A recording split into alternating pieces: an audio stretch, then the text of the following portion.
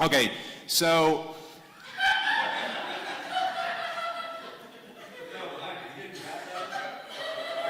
we're going to have a baptism. We have chairs. You got the chairs? We have chairs. Are they going to come from up there? No, they're going to come around the side. Okay. Pay no attention to that man behind the curtain. Yeah. Tell me what to say. All right. So say you have a bill. Okay. So Senate Bill 13 in Oklahoma. It's a great bill. Bradley helped draft that bill, or didn't help. I think he drafted that bill. Senator Silk agreed to run it. I think the first time, though, Senate Bill 1118, that was the first sort of, he gutted a heartbeat bill because he had sort of repented of the incrementalism, the pro-life stuff, and he ran abortion as murder, it should be abolished. But by the time he ran that back at the Abolish Abortion OK conference back in 2016, there just literally was no time to support it. You're just kind of like, yay, that's cool. But it sort of spread out, and Texas guys saw it, and it was good for networking, but nothing to be done there. The following year, Joseph Silk ran Senate Bill 817, which again was calling for the abolition of abortion as murder. But all the abolitionists in Oklahoma had sort of left the state to go to Texas to help Texas with their abolition bill. So he filed a bill of abolition, and it went absolutely nowhere. No media coverage, no interest, no lobbying, nothing. And Joseph Silk did not get depressed. He said, okay, well, I'm going to file it again. Well, this time around, Texas wasn't in session. We got Senate Bill 13 going on. Okay, so sans a lot of the details, around towards the end of the year, so a lot of you guys know about like Dan Fisher. Dan Fisher ran for governor the previous year in Oklahoma. What the Dan Fisher campaign did is it actually brought a lot of people wanted him to be governor, but he was underfunded by millions of dollars, and so it just wasn't going to happen. He was running against millionaire candidates. But the campaign was super successful in converting people to want to call for the abolition of abortion, and also one of his campaign platforms was state sovereignty. So a lot of people had been sort of discipled in these ideas, and they're all basically like, okay, Dan didn't win, what's next? And all the people on the campaign were like, okay, well, we've got to do something. We've got to keep this ball rolling. So we talked to Joseph Silk. There was a Free the States that was invented to help Dan, and that had to die, but we liked the name, so we kept Free the States going. And it was on November 6th that we decided we're not going to let Joseph Silk file this bill and have no support. We're going to create a 501c4 political, legislative lobbying organization so that we can raise money and so that we can raise awareness so that Senator Silk has support. So once you have a bill, your bill is going to go nowhere unless you organize and get things together. So we created an organization. Now, because of stupidity on my part, sin in my life, and depressing things that were going on in the world, I had to take a few months off, focus on my wife, my family, my life with Christ, and just sort of get grounded. And so there was this period where we knew we were going to do this, but like we couldn't do anything. I was taking a sabbatical of sorts, and so by late November, the language was filed, Senate Bill 13 was there, and it immediately had news coverage, okay? So what was the coverage? State Senator Silk files bill to criminalize abortion by defining it as felony homicide. Oklahoma Senator proposing bill to abolish abortion in Oklahoma. Calls on state to ignore federal rulings. Newsweek, who is Joseph Silk? GOP Senator trying to ban abortion, says it's like a mother killing a 1-year-old child, right? So the immediate news coverage, of course, was looking at this bill as a sort of anti-abortion, pro-life bill, and looking at it, you know, they went to interview the ACLU, for instance, and Ali Shin said women are stupid, don't know where babies come from. That's me paraphrasing it, but I won't go into it. But she basically said this is bad, and all the different liberal media blogs said Joseph Silk is a loon and all that kind of stuff. But the way the media covered, and it's important for the talk, is that Senator Silk it's Senator Silk versus abortion. That's what this is about. It's an anti-abortion legislator versus abortion. So by January 12th, we had decided we need to have a meeting. We built this organization, we want to raise money, we want to raise awareness, let's have a meeting. So we did the whole traditional flyers at all the Panera Breads and all that kind of stuff. We did a bunch of Facebook stuff and got the word out. On January 12th, we're going to have this meeting. So this is literally like 3 weeks before this meeting is happening. We're like, we're going to have a meeting. Senator Silk, you need to get together, you need to come and give presentations on this bill and what it is. Well, we had the meeting, we filled up this building that we had rented. It was a great success, and we had $0 and couldn't afford any advertising whatsoever, but thankfully, the press showed up, and we got, Senator Silk gave great talks, there were great talks there. The press showed up. Come on, PowerPoint. You need to go faster than this. And there on the nightly news that evening, they're covering it on 4, 5, and 9 in Oklahoma. Supporters rally to ban abortion in Oklahoma. That is a graphic image of a first trimester abortion on the nightly news, which is like mind-blowing. This was also cool. That was advertising for free. But it was great coverage, and it was just like, hey, there's this senator who wants to abolish abortion. So we began working to try to, get people to stand with Senator Silk, So some of y'all were probably involved in that. And these are some of the, this is a picture of Mr. Clean with lots of teenagers. So anyway, so that was our first meeting. We're talking about, we incorporate on November 6th, we get this meeting together on January 12th, February 4th. The bill has its first reading. The first reading of a bill is in this case, the pro tem of the Senate will read the bill. This is Mr. Greg Treat, and he'll assign the bill to a committee. So Mr. Greg Treat assigns the bill to Health and Human Services and Appropriations. So those of you who know about these things, that is a double assignment. It's not a very nice thing to do to a bill, but that's a good way to kill a bill. Put it in Appropriations. Now, Greg Treat is a 100% A+ rating pro-life politician. In fact, he says there's nothing more important than focusing on the unborn, and it's the reason that he got involved in politics in the first place, and that he's going to stand on that issue and never going to stray from that. And this is the leader of the Senate. He got involved to fight abortion. This is fantastic because the bill's in the Senate, right? Even better, he assigns it to Health and Human Services, which is chaired by Mr. Smalley here, and Mr. Smalley is also known as a hardcore, proud pro-lifer, right? So we're going to a pro-life committee assigned by a pro-life senator, pro tem, and there's Mr. Smalley, Jason Smalley, at Rose Day receiving roses from his adoring pro-life fans for all the good work he does to fight abortion. So February 6th is Rose Day. Sorry I'm going this fast, but this is how much goes into it. Rose Day is the day when pro-lifers show up to the Capitol to tell the legislators the good work that they're doing to fight to save babies and give them roses. It's an ecumenical thing put on by the Catholics and the Baptists in partnership in Oklahoma.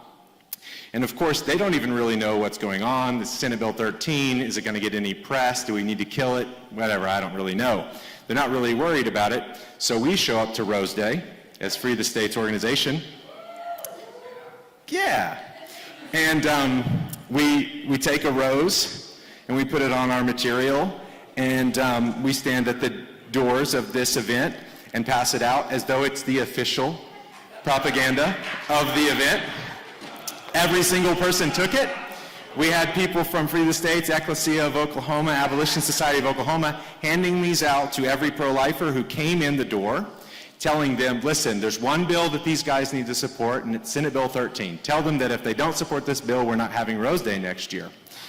And so we have all these pro-lifers going into the Capitol, going down the halls during Rose Day, telling them about this abolition bill. They have no idea what's going on. A couple of the ones with the little white collar knew exactly who we were, and they were very opposed. But by and large, these things were distributed, and lots of people were pretty excited. At the same time, the propaganda there goes to a website where we lay out the case for Senate Bill 13. We had to build this thing, lay it all out. We had the language of the bill, how to support it, and started inviting people to our own little shindig the following week. So this requires getting people to the Capitol to pass out material, designing material, paying for material, all this kind of stuff. But it's what you have to do. It requires designing a website, finding people to design websites. but we're just getting a little bit of taste of what you got to do. So that's February 6th. Now, February 9th through 10th, we also started a campaign. Anyone can do this. All it takes is people who are willing to do it. We started a door hanger campaign. We designed these door hangers that basically explained what the Senate bill was and told the people that their legislators had the power to abolish abortion in Oklahoma this year. Contact them, okay? Contact these guys. We flooded Facebook, social media, anything we could do with their phone numbers, their emails. Also the governor. Governor's very important. We blasted their emails out through our email, through our Facebook page, and told people, how many of y'all have emailed a legislator in Oklahoma? See, that's awesome, because you're not from Oklahoma. But by the time I went up there and started talking to these people, they were like asking permission. Can you please? Like, my email box is not usable anymore. It's just all Senate Bill 13, Senate Bill 13. But people are getting very excited about this bill. It's the only bill that matters, right? And this whole time, because we're all moving in that direction, people are just getting excited and moving in that direction. They don't know the differences between pro-life and abolition. They don't know nullification, state sovereignty. Some of them do because they came from the Fisher campaign. But by and large, this is what Christians are doing because we've created an organization to lead them. Meanwhile, Senator Silk is at the Capitol doing his thing, meeting with Smalley and Treat, discussing some changes to the language of Senate Bill 13. If you were in Bradley's talk last night, they really did not like the nullification part. They said, we don't like this whole ignore the Supreme Court, not going to show up. We want you to say that you will show up, because we'd love to be the state that created the lawsuit that changed Roe v. Wade.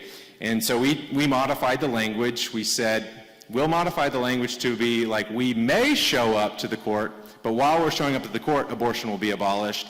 And in the event that you rule that we're not allowed to abolish abortion, we'll abolish abortion. So Senator Treat and Smalley said they wanted that change made, and then they didn't like that change, needless to say. So we're doing the email, phone campaign, so on and so forth. February 12th comes around, we have a big rally. Some of you guys at that rally? Some of y'all are at the rally. I'm going to play this. It's about a minute long or less. Oh.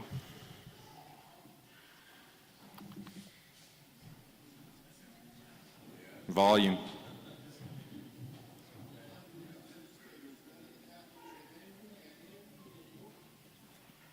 Is that my volume or your volume? Oh no. Well, we're not going to do it. There's a video that goes through this, and it's real epic, and it's on YouTube, and you can go see it on your own time. But we're not going to waste time dealing with technology. Basically, let me tell you the highlights, okay? We had in the Capitol in Oklahoma somewhere between 800 and 1,000 people gathered together listening to speakers, guys like Dan Fisher, Joseph Silk, former pro-life head of the Republican Party in Oklahoma, Randy Brogdon, some of y'all know, holding this rally. You got 1,000 people on the like basement floor of the Oklahoma Capitol chanting, abolish abortion, and it's reverberating through the whole thing. It was a madhouse, and the little sort of media contact people that I've developed, they're just all kind of like, what the heck is going on? Now, the news clips in the little video, that's what they had to say. They had to say, hundreds of abolitionists met at the Capitol today calling for a total abolition of abortion, chanting abolish abortion. And the media's just saying, there's all these people that want to do this. Fantastic rally and so on and so forth. Well, it took a lot of work getting the people there. But we had, my good friend John Mishner said you're going to have about 150 people there. And it was a lot more than 150. It was very exciting, great speakers, great speakers. I won't go into any of these funny stories. And it was just a bang-up job, right? So that's February 12th. We passed out lots of pamphlets. We called out the legislators by their names, and we said, you guys can do this, you should do this, you ought to do this. We distributed this to everyone and anyone we could. I drew them the best that I possibly could by, I was nice. I actually filled in some of John Eccles' bald spot. But we passed this stuff out, and it was now, how will they respond? How will they respond? So they had to respond. The media is like, there are like 1,000 people here wondering what you're going to do. You got into politics to abolish abortion, guy. What are you going to do, right? I'm extremely passionate about protecting the unborn, so if I thought Senate Bill 13 would save a single life, I would be jumping up and down to make sure we pass it. But this bill will hurt the pro-life movement. Okay? This is what he said to, we are not going to hear it because I'm opposed to it as it is written, which I'd had multiple sort of things about that with them, but this is what they're telling the media.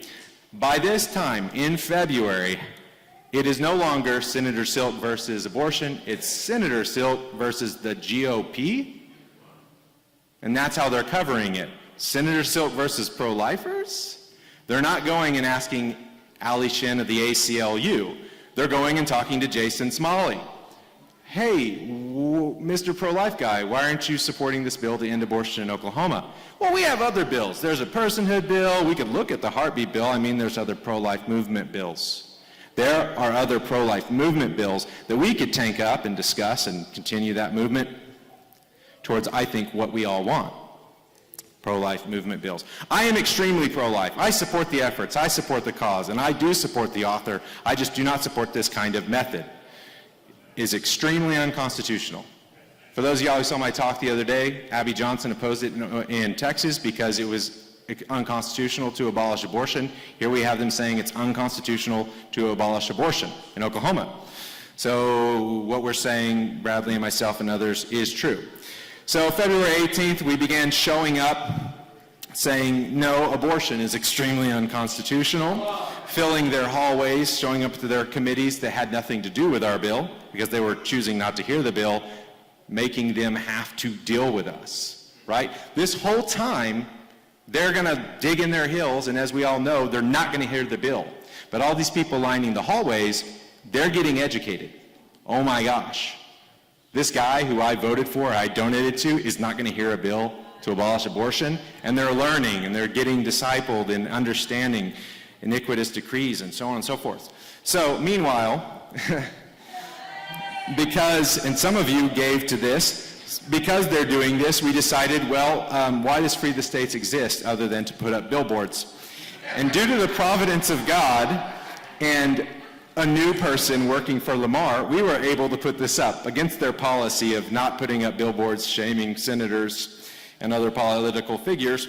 But we put this billboard up, put 10 of these up around the city and around his district, and more news coverage, more discussion about this. And so slowly but surely in Oklahoma, people are being sort of let into this. Who's keeping abortion legal in Oklahoma? Pro-life senators. Because as I said yesterday, in Oklahoma, it is all pro-lifers. So this is not the method or the bill. Well, let's meet and discuss the bill. Go talk to the Baptists first. All right, so this is February 20th. He's told to go talk to the Baptist. Well, the Baptists publish, I don't know if y'all read it, the Baptist. So I love Heather Scott, I love her courage, and I understand that secular pro-life. No, this is the non-secular, complete evangelical, Bible-believing Christian pro-life organizations that are publishing we do not support this bill because this bill is going to abolish abortion and doesn't submit to the Supreme Court, and we're all a bunch of compliant ninnies. That's not what it said, but that's what it said. BGCO, Baptist General Convention, says SB 13 is really bad, but you know, we've been filling Facebook up with all sorts of things about SB 13 being good. So the Baptist pastors in Oklahoma, we didn't church repent them, like we didn't stand in their parking lots, there was no signs, there was no pamphlets. The Baptist pastors literally read their own Baptist General Convention, we don't support this bill, and they said, you don't speak for me. So Baptist pastors call me up and they say, hey, we don't know anything about getting space at the Capitol, so on and so forth. Can we do a rally? So yeah, let's do a rally on the 25th. All unplanned, totally awesome. So the Baptist, and for the first time in my life, I didn't have to design a poster for an event that I was participating in, and so they did that one, and it was really good. And 10 pastors show up. Some of them weren't Baptists, and I think a lot of them were Reformed Baptists, but we won't get into that. But they showed up, and they gave this talk. Senator Silk, Fisher, and others joined them, and We had another rally, impromptu. You got 400 Baptists that had no idea showing up to say, listen, we're going to obey God, not man, and the BGCO can take a hike. Very cool. We did a conference, you'll see there, Senator Silk, a number of lady abolitionists involved, and a number of pastors, Fisher, Daniel, Navejas, Tina Brown, so on and so forth, to basically say, no, Treat and Smalley and the BGCO are dead wrong. So we did that. So the Baptists rallied to support 25th. Now, if I can go back really quick, actually, why did Senator Smalley say go talk to the Baptists? That's because Greg Treat had seen this as a problem. Something's going on here. It's getting out of control. Jason Smalley's not being effective at killing this bill. They're still, gearing things up. So Greg Treat steps up to kill Senate Bill 13, something he said he would not be doing. So back on February 20th, there was actually an illegal backdoor meeting where Senator Greg Treat gathered together all of the members of the Health and Human Services Committee in his office, except for Joseph Silk and the co-author of the bill, and asked them, if we let this bill get voted on, can y'all vote it down? And guess what all these pro-life senators said? There's no way. I will never be reelected if I vote this bill down. Why are they scared of this? Because they think there's an organization that's going to put my face on a poster or on a billboard or so on and so forth. And so, now they don't know that we have $0 at this point, but they're scared, okay? So there's a secret meeting. There's secret meetings because they also meet with the BGCO and say, hey, religious authorities, is there any way that we can get the political authorities and the religious authorities to work together to kill a righteous man, Bill? So the BGCO gets involved. And the BGCO publishes their opposition. Now we're back to the 22nd. Now we're back to the press conference. And they meet. They have a conference at the end of the year, and it's all just about saving face. How can we secure our pro-life stuff, and so on and so forth. So this is the sort of thing that you have to do. It's about pressure. It's about rallies. It's about numbers of people. It's about getting them. And I'm going really fast because they're back there going further committees, further stuff. You'll be able to see this video when we put it up. The point is, if you get a bill, if you file the bill, and if you get it there, you cannot just be expecting that the guys on your side can just go out there like David and slay the giant. They need help. You also can't expect that the guys that they're trying to slay or convince are going to be moved by something like reading their Bibles. Yes, that could happen, right? That could happen. But these are politicians, and I'm sorry for the politicians in the room. They are moved by basically one thing, fear. They gotta fear that if they don't do something right, they're going to lose their office. So, yes, as it went on, it became clear this is the Tulsa World running it down. This is months after the bill is dead, and they're saying, why didn't y'all support this? And then basically quoting me and John and others, and after saying that these guys are not going to hear the abolition of abortion in Oklahoma, the end of it says, Greg Treat, who's keeping abortion from being abolished in Oklahoma more than any other person. And this is being published in the Tulsa World. And the Tulsa World author has to also say, by the way, Greg Treat and Jason Smalley are anti-abortion. The whole state is being discipled in understanding. I believe that the reason we draw this distinction, this line between pro-life and abolition, isn't to be tribal, but is to make a clear line and bid people to cross it. If you can make that line with your power, your influence, your people, and ask people to cross it, then you can get some movement.